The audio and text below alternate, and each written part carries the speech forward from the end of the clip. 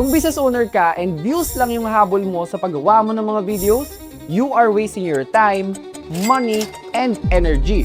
Watch this video until the end and I'll explain ko sa'yo kung bakit. Hi, my name is Matt and I'm the founder of Matt Media, where we create content that generates sales. Maraming business owners na masaya na kapag meron silang mga 5K to 10,000 views. Pero ang tanong, meron kaya nag-message? May nag-inquire kaya? Or may pumasok bang revenue? Kasi yung views are attention and revenue is conversion.